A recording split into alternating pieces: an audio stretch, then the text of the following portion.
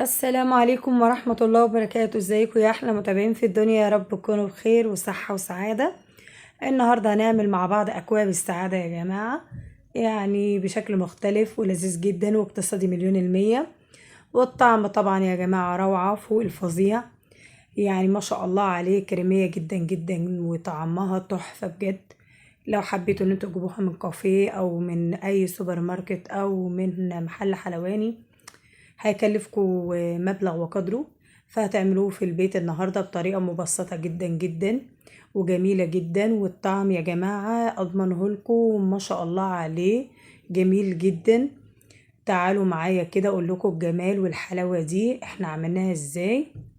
وحابين ان انتوا تحطوها في طواجن اوكي، في كوبايات برضو مفيش مشاكل. مش هنختلف. هو المكونات دي يا حبايب قلبي زي ما شايفين حضراتكم كده، من حاجات بسيطة جدا في البيت.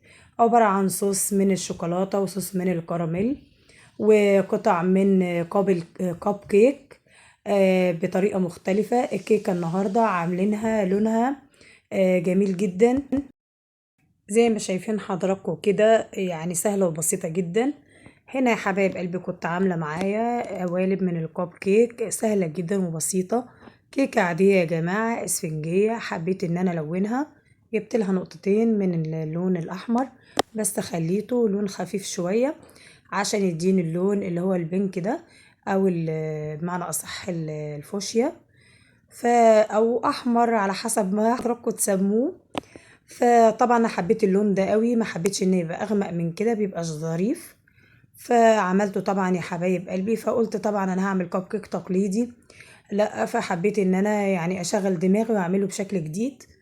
فحبيت يا حبايب قلبي اجيب اكواب عندي هنا وعملت كريم شانتيه. طبعا كلنا عارفين الكريم شانتيه، نزلت قبل كده في القناة بيه كذا مرة. فطبعا حطيت شوية في قاع الكوباية او البولة، وحطيت قطعة من الكب كيك زي ما شايفين حضراتكم كده اهو، بعمل واحدة قدامكم شوية بس من الكريم شانتيه وبحط واحدة كده من الكب كيك. وبجيب يا حبايب قلبي ده يعني اختياري او عشوائي زي ما انتوا حابين، بجيب بقى كده قطعة الكيك بحطها زي ما شايفين حضراتكم، وباخد بقى لفها كده بالكريم شانتيه حواليها وكده. معلش ان هي يعني مش نفس المقاس بتاع البولة، بس مفيش اي مشكلة عادي. ممكن تعمليه في طواجن او في اي حاجة تانية مقربة يعني للحجم بتاعها. غطيتها بالكريم شانتيه وحطيت عليها صوص من الشوكولاتة وصوص من الكراميل عشوائي. وكل كوباية بعملها برضو هكذا، بس في يعني اشكال تانية حابين تغيروا من شكلها، ده اختياري وحسب ذوق حضراتكم. فانا حطيت برضو في القاع زي ما قلت لحضراتكم، حطيت كريم شانتيه وحطيت الكيكة، وبعد كده حطيت صوص شوكولاتة وصوص كراميل، وبعد كده كريم شانتيه من على الوش. حابين تبدلوا الحاجة دي وتخلوا هو اللي فوق اللي على الوش هو الصوص الشوكولاتة اللي يريحكم. التزيين ده انا سايباه رغبة لحضراتكم. فطبعا زي ما شايفين حضراتكم كده اللي هو في الطواجن ده الفخار انا عملته زي ما قلت لحضراتكم. حطيت برضو نفس التجربة وزي ما بعمل في الكوبايات كده. بحط بعد الكيكة ما احط فيها كريمة من فوق وتحت بحط صوص كراميل، وبعد كده بحط يا حبايب قلبي صوص شوكولاتة، وبعد كده بحط كريم شانتيه او بغطسها بصوص الشوكولاتة من على الوش، واحط حبة صوص كراميل من على الوش عادي. وطبعا بجيب معايا اي حاجة للتزيين، عندي هنا كريز وعندي الكريسب اللي هو شوكولاتة كبيرة، والكريسب الصغير ده والكريسب التاني الابيض، الاسود والابيض منه يعني. واي حاجة حابين تزينوا بيها عادي مفيش اي مشكلة.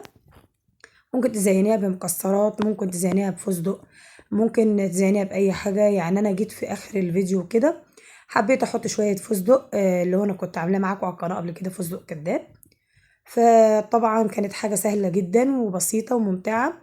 وفي اخر الفيديو هتشوفوا تركاية كده بسيطة هقول لحضراتكم عليها، حابين ان انتوا تعملوها اوكي، مش حابين اللي يريحكم ممكن تسيبوا الحاجة على قد كده، لو مش حابين تكملوا الكوباية للاخر. بس انا حبيت ان انا اكملها للاخر وكده.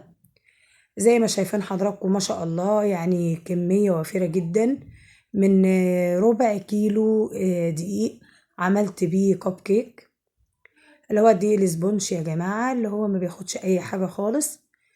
انا مرضتش ان انا اكتر مع حضراتكم في الفيديو عشان ما يطولش على حضراتكم، خليته النهاردة بس للتزيين علشان تشوفوا وما يكونش طولت على حضراتكم. وطبعا في مطبخ ياسمين الاكلات العصرية يعني عملت معاكم كيك الاسبونج، وعملت معاكم كيك العادي وكل حاجة. شوفوا شكلها يا جماعة، ما شاء الله عليها، تحفة بجد.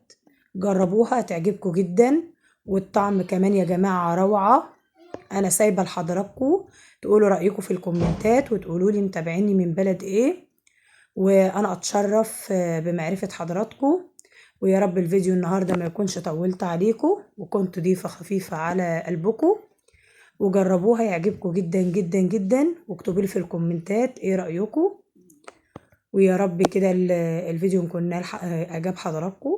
ان شاء الله اشوفكم الفيديو الجاي في اكلة تانية من مطبخ ياسمين الاكلات العصرية. لايك وشير ومتابعة للقناة.